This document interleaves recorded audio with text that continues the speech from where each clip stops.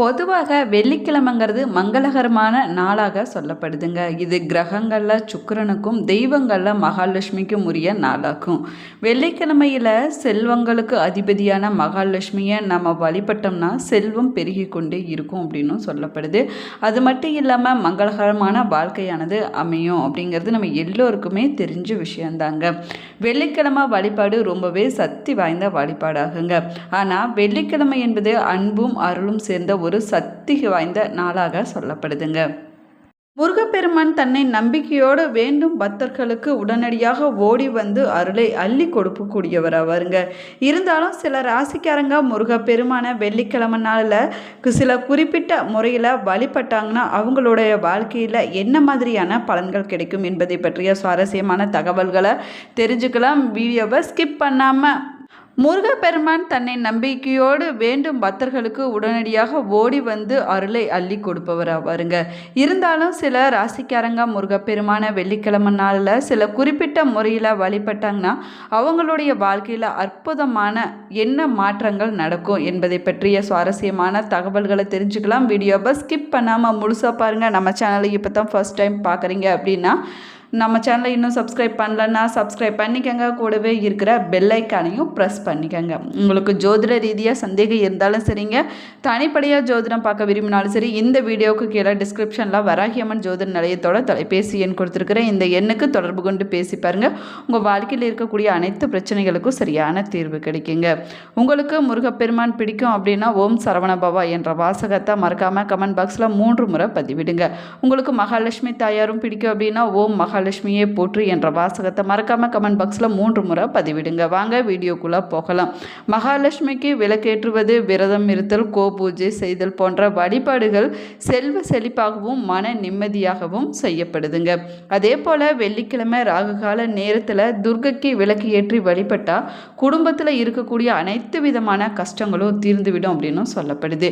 மேலுமே குல தெய்வத்தை நம்ம வழிபடவும் வெள்ளிக்கிழமை நாள் சிறப்பான நாளாக சொல்லப்படுதுங்க. ஆனால் பல பேர் தெரியாத ஒரு விஷயம் என்னன்னு பார்த்தீங்கன்னா, வெள்ளிக்கிழமையில முருகப்பெருமான நம்ம வழிபட்டோம்னா தெய்வீக ஆற்றல் கிடைப்பது மட்டும் இல்லாமல் வெற்றியும் வந்து சேருங்க. அதுவும் வெள்ளிக்கிழமையில குறிப்பிட்ட 4 ராசிக்காரர்கள் முருகப்பெருமான அவர்களின் ராசிக்கு உரிய வழிமுறையில் வழிபட்டாங்கன்னா அவங்களுடைய வாழ்க்கையில் எண்ணற்ற அற்புதங்களும் அதிசயங்களும் நடக்குங்க. வெள்ளிக்கிழமை நாளில் முருகப்பெருமான வழிபட வேண்டிய 12 ராசியில் இந்த 4 ராசிக்காரர்கள் யார் அப்படின்னு பார்க்கலாம் வாங்க. மிதுன ராசிக்காரங்க உங்களுடைய ராசி அதிபதியான புதனுடன் நட்பு கொண்டவர் முருகப்பெருமான் ஆவாருங்க. வெள்ளிக்கிழமையில காலை நேரத்தில் முருகப்பெருமானுக்கு பால் அபிஷேகம் செய்து ஓம் சரவணபவா என்ற மந்திரத்தை நீங்கள் 108 முறை சொல்லி வழிபட வேணுங்க.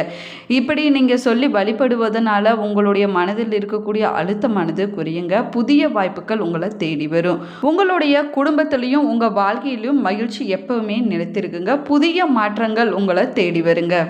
நம்ம இரண்டாவதாக பார்க்க போகிற ராசி கன்னி ராசி. இந்த கன்னி ராசிக்காரங்க வெள்ளிக்கிழமை நாளில் முருகப்பெருமான வழிபட்டாங்கன்னா சந்தேக மனமானது விலகி விடுங்க. பயம், மனக்குழப்பம் போன்றவை நீங்கிவிடும் அப்படின்னு சொல்லப்படுது.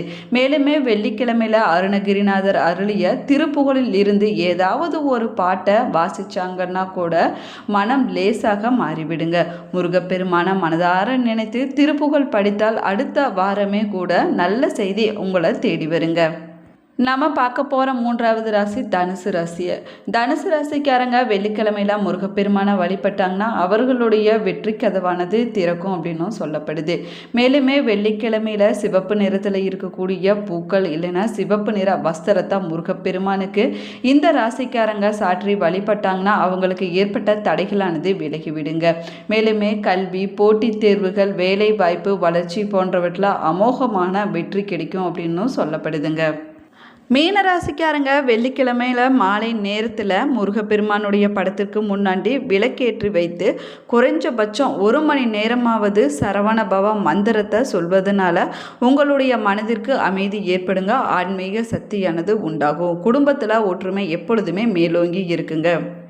வெள்ளிக்கிழமை நாளில் திருப்பரங்குன்றம் இல்லைன்னா உங்களுக்கு பிரியமான ஊர் முருகன் கோவில் இருந்தாலும் சரிங்க, இல்லைன்னா உங்கள் வீட்டுக்கு பக்கத்தில் இருக்கக்கூடிய முருகன் கோவில் இருந்தாலும் சரிங்க, அந்த கோவிலுக்கு சென்று நீங்கள் மனதார வழிபடுங்க. உங்களுடைய வாழ்க்கையில் பல நல்ல மாற்றங்கள் ஏற்படுங்க. அற்புதங்களும் அதிசயங்களும் நடப்பதை உங்களால் உணர முடியுங்க. அதே போல் வெள்ளிக்கிழமையில் விளக்கேற்றி சிவப்பு நிற பூக்கள் முருகப்பெருமானுக்கு படைத்து பாலை நெய்வேத்தியமாக படைத்து வழிபடுங்க.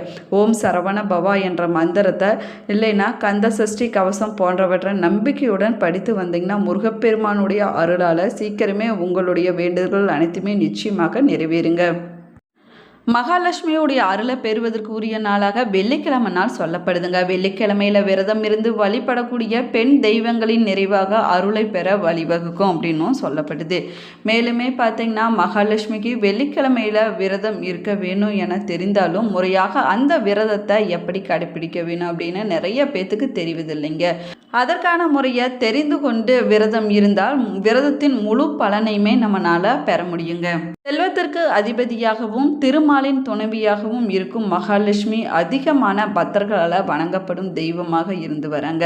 வெள்ளிக்கிழமை என்பது மங்களகரமான நாள் மட்டும் இல்லைங்க, மகாலட்சுமிக்குரிய நாளாகவும் சொல்லப்படுது.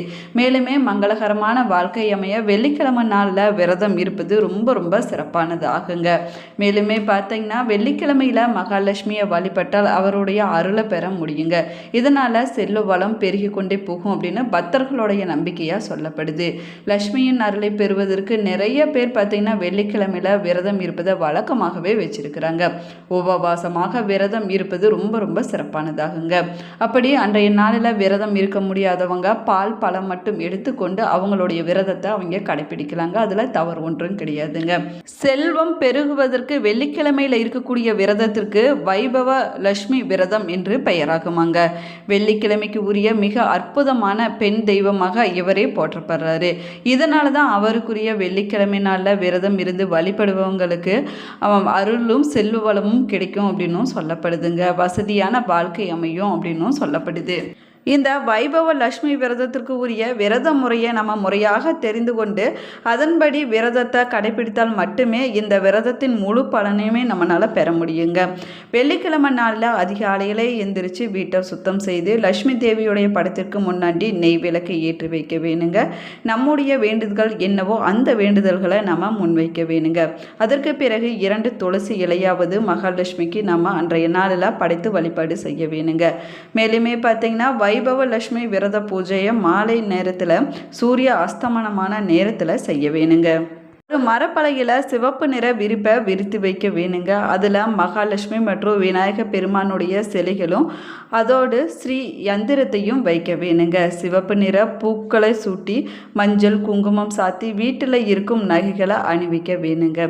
அதற்கு பிறகு பால் பாயாசம் வைபவ லட்சுமிக்கு நெய்வேத்தியமாக படைத்து வழிபாடு செய்ய வேணுங்க. பால் பாயாசம் மகாலட்சுமிக்கு ரொம்பவே விருப்பமான நெய்வேத்தியமாகுங்க. இதனால தான் அவர் மனம் குளிர்ந்து நமக்கு செல்வ வளம் மகிழ்ச்சி போன்றவற்றை தந்து நம்முடைய விருப்பங்கள் அனைத்தையுமே நிறைவேற்றி வைப்பார் அப்படின்னு சொல்லப்படுது. மேலுமே வெள்ளிக்கிழமையில மகாலட்சுமிக்கு உரிய சில சக்தி வாய்ந்த மந்திரங்களை சொல்லி வழிபடுவது ரொம்பவே சிறப்பானதாகுங்க.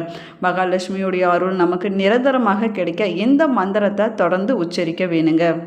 நீங்கள் சொல்ல வேண்டிய மந்திரம் ஓம் ஸ்ரீ மகாலட்சுமியே நமக என்ற மந்திரத்தை நீங்கள் சொல்லி வழிபாடு செய்ய வேணுங்க.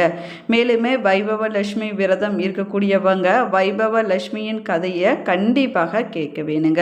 அதற்கு பிறகு ஆர்த்தி காட்டி பூஜையை நிறைவு செய்து கொள்ளலாங்க. கிழமை நாளில் மாலை நேரத்தில் சந்திரனுக்கு தண்ணீர் படுத்து விரதத்தை நிறைவு செய்து கொள்ள வேணுங்க. இப்படி செய்வதன் மூலமாக மகாலட்சுமியுடைய அருளானது பரிபூரணமாக கிடைக்குங்க. நம்ம இந்த வழிபாடு செய்யும்போது நம்முடைய வீடு மற்றும் பூஜை அறையை எப்பொழுதுமே சுத்தமாக வைத்திருக்க வேணுங்க. அதுலேயும் குறிப்பாக சமையலறையில் எச்சில் பாத்திரம் இல்லாமல் நம்ம பார்த்து கொள்ள வேணுங்க. வெள்ளிக்கிழமை நாளில் பிரம்ம முகூர்த்தத்தில் மகாலட்சுமிக்கு விளக்கேற்றி வழிபடுவது சிறப்பான பலன்களை கொடுக்குங்க. மகாலட்சுமிக்கு விருப்பமான துளசி, தாமரை, வாழை, வெற்றிலை பாக்கு போன்றவற்றை நம்ம படைத்து வழிபாடு செய்வது இன்னுமே சிறப்பான பலன்களை பெற்றுக் கொடுக்குங்க. வெள்ளிக்கிழமை மகாலட்சுமி வழிபாட்டுக்குரிய சிறப்பான நாளாகுங்க. மகாலட்சுமிக்கு பிடித்த பிரசாதம் பார்த்திங்கன்னா மாதுளை, நெல்லிக்கனி மற்றும் அவலாகுங்க. குறிப்பாக வரலட்சுமி விரதத்தின் போது அவல் கொண்டு செய்யப்பட்ட பிரசாதங்கள் சிறப்பாக படைக்கப்படுங்க. இந்த பதிவில் வெள்ளிக்கிழமை நாளில் முருகப்பெருமான வழிபட வேண்டிய 4 ராசிக்காரர்கள் யார், அதனால் என்ன மாதிரியான பலன்கள் கிடைக்கும் அப்படின்னு விரிவாக சொல்லியிருக்கிறேங்க. வீடியோவை ஸ்கிப் பண்ணாமல் முழுசாக பாருங்கள். நம்ம சேனலை இப்போ தான் ஃபர்ஸ்ட் டைம் பார்க்குறீங்க அப்படின்னா நம்ம சேனலை இன்னும் சப்ஸ்கிரைப் பண்ணலன்னா சப்ஸ்கிரைப் பண்ணிக்கோங்க. கூடவே இருக்கிற பெல் ஐக்கானையும் ப்ரெஸ் பண்ணிக்கோங்க. Thank you friends. நீங்கள் 12 ராசியில் எந்த ராசிக்காரர் என்பதை மறக்காமல் கமெண்ட் பாக்ஸில் கமெண்ட் பண்ணுங்கள்.